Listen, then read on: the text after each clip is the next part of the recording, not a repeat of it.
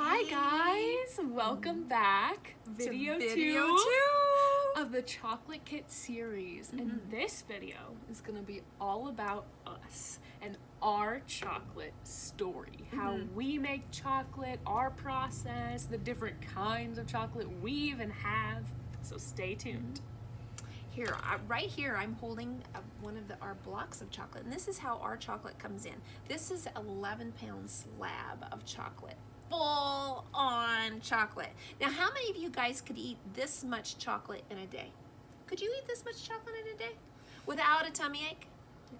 No. No. How about a week? Could you eat this much chocolate in a week without a tummy ache? Probably not. A month? Could you eat this much chocolate? If I really worked at it, maybe. Maybe. Without a tummy ache, I should say. Probably not. Well, how about a year? Could you eat this much chocolate in a year? How about you guys? Could you eat this much chocolate in a year? Perhaps. Perhaps you could. Well, the shelf life for chocolate is actually 1 year. How about that? So as long as you could eat that chocolate in 1 year, it would still be good. Now, once you start adding things like nuts and fruit and things like that, that takes the shelf life down, to, maybe 2 months or maybe a month or something like that. But, yeah. Just depends on what's in it.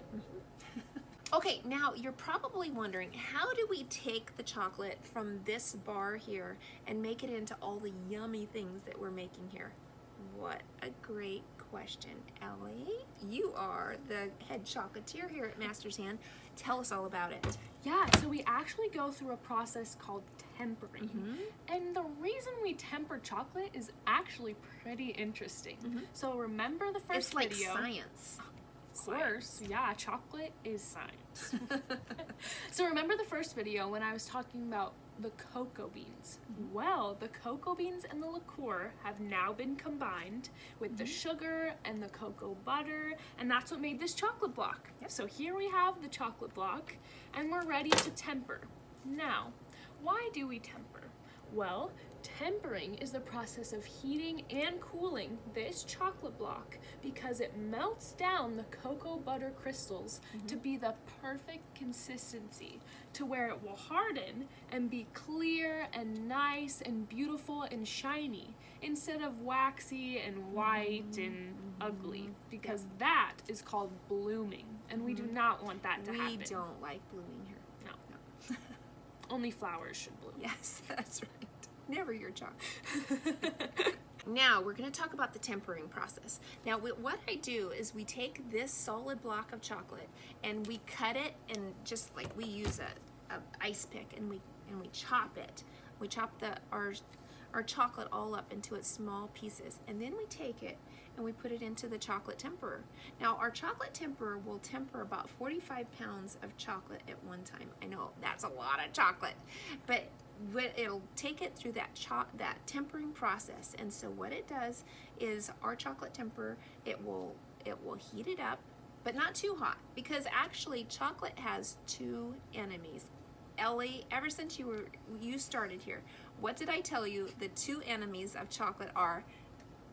Water and heat. That's right. If either of them happen to chocolate, it is ruined. Yeah. And so what it does is it gently warms it, and it takes about 4 hours from the time that we start it with that process to the time that it's ready to do whatever it is that we're going to do with it. Whether we're going to dip it or pour it into molds or whatever we're going to do.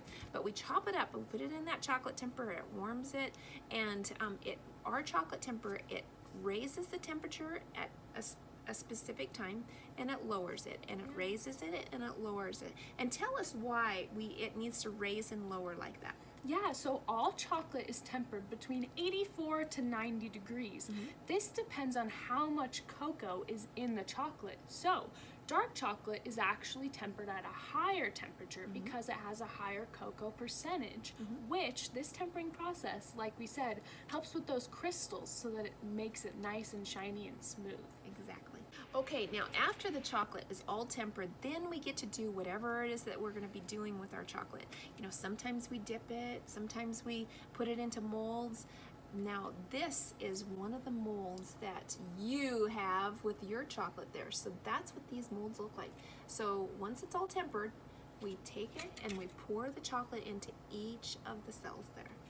And then tell us what we do next. Yeah, so once chocolate is all tempered and we've dipped it, or we've put it in a mold, or we've added some nuts to it, it has to cool and set. And this is important also to the tempering process. That's right. Because it helps harden those cocoa butter crystals and create that smooth, shiny finish. It's all part of the process, definitely. Yes, And so if we just took this chocolate and we didn't cool it, you have to flash cool it really quickly. And if we don't do that right away, it'll bloom. And it'll turn gray. Very uneventful. Ugly, sad chocolate. Yeah, so we want to cool it because that helps with the tempering process, makes it look smooth and shiny, and then it's ready to go and be sold in our case. So here at Master's Hand, we make all sorts of chocolate. Milk, white, dark, we take caramel and cover it in chocolate, nuts, anything you can imagine. But there's only one that's Susie's favorite. Yes, and that is milk chocolate, which brings us to the point of milk chocolate time to sample. Yeah, so go ahead and grab out your bar, pause the video if you need, get your cutting board and knife again too, because you're gonna need that. Yes. Okay, now remember, get out your cutting board, get out your knife, and what you're gonna do is you're gonna take a little bitty piece. Off this end right there. Okay, now Ellie, I know that milk chocolate is not your favorite, but it's mine. So now it's milk chocolate time. So go ahead, grab your piece, and you guys at home, you grab your piece too. And so now, are you gonna just like put it in your mouth and gobble it all down? No, definitely not. So you're just gonna put it in your mouth, on your tongue, and just let it slowly melt. Same thing, you're gonna rub it up against the top of your mouth. Is it full of flavor? Are you tasting like, is it like a party going on in your mouth all over the place? Yes. Is it really smooth? Because that's what we're looking for. We're looking for a very smooth, like velvet feel. Love it. Okay, now if you want to, don't swallow yet. Don't you guys swallow yet. Now if you want to go to the next level of chocolate tasting, you're gonna close your eyes. Close your eyes at home. Put your arms out. Go ahead and put your arms out and your head back and go. Say no! Have you become a milk chocolate lover? I think I like it. Have you guys become a milk chocolate lover? Yeah. Yes. Pause the video and talk about what kind of flavors you experienced and if you like this one better than dark chocolate. I I'm sure can't you did. say I do. I still love dark. Okay, well, you know, there's some people are like that. Whatever's. Being different is cool.